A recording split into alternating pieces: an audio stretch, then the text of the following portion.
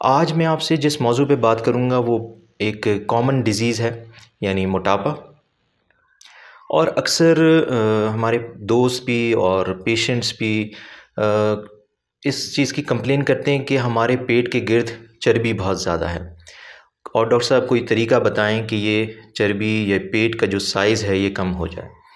मेरी कोशिश होगी कि मैं इस वीडियो में बहुत आसान तरीके से समझा सकूं। एक तो ये कि जब आपके पेट के गिर्द चर्बी ज़्यादा होती है तो ब्लड प्रेशर के, शुगर के, खून में चिकनाई यानी कोलेस्ट्रॉल के चांसेस बढ़ जाते हैं।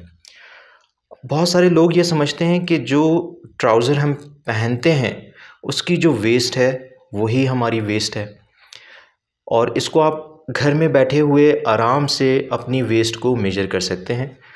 आपकी जो नाफ है, आप अपने मेजरिंग टेप से उसके गिर्द जो है अपना पैमाइश कर लें, तो आपको अपनी वेस्ट सरकमफेरेंस यानी कमर की पैमाइश मालूम हो जाएगी। मर्दों में ये 35 इंच से कम होनी चाहिए, औरतों में 31 इंच से कम होनी चाहिए। अब क्या वजूहात हैं जिसकी वजह से हमारी जो पेट के गिर्द चिकनाई आ जाती है? उसकी वजह है कि हम अपने खाने पीने में हमारी एहतियात नहीं है।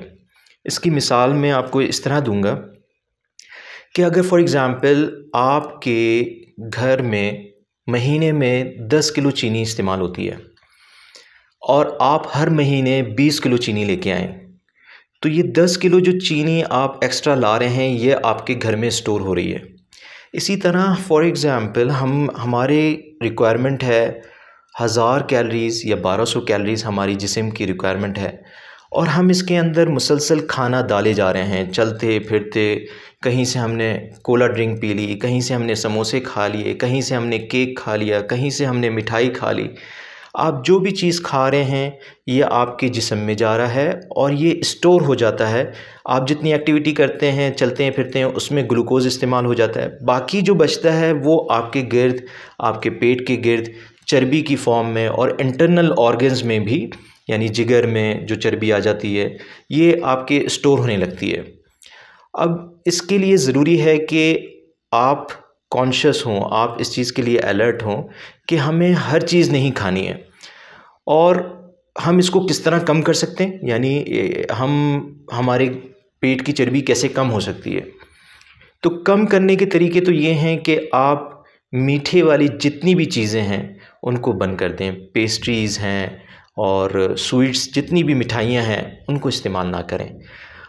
अगर आप इस्तेमाल करते हैं तो फिर आपको एक्टिविटी बनानी पड़ेगी, एक्सरसाइज उतनी करनी पड़ेगी, चलना फिरना पड़ेगा।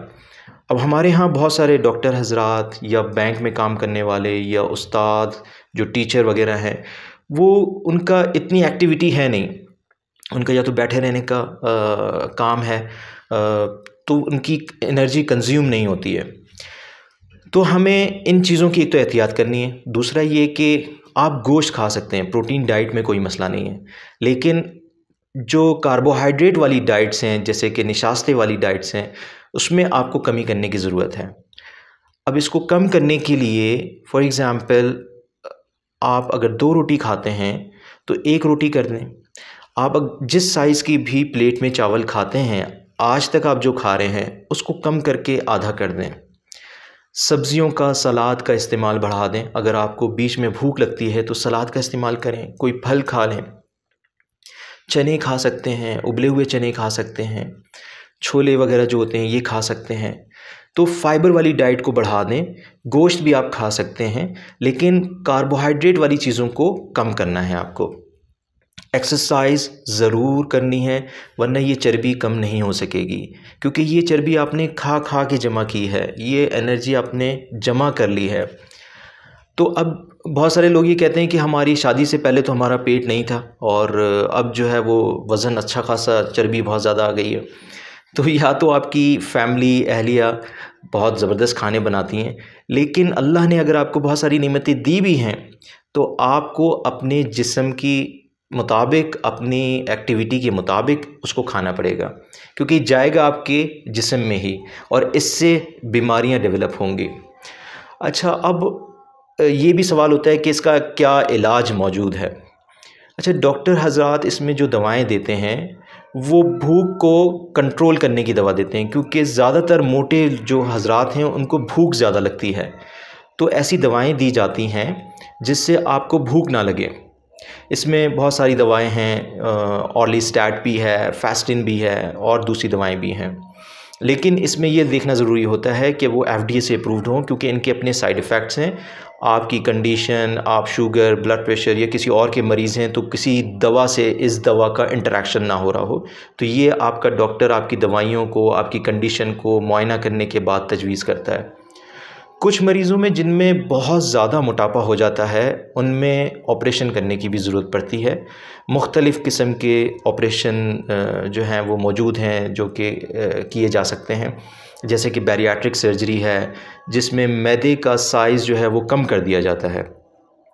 क्योंकि अल्लाह ने ऐसा निज़ाम बनाया है कि हमारा जो मैदा है, ये आप इसके अंदर खाना डालते जाएंगे, ये स्ट्रेच होता जाएगा।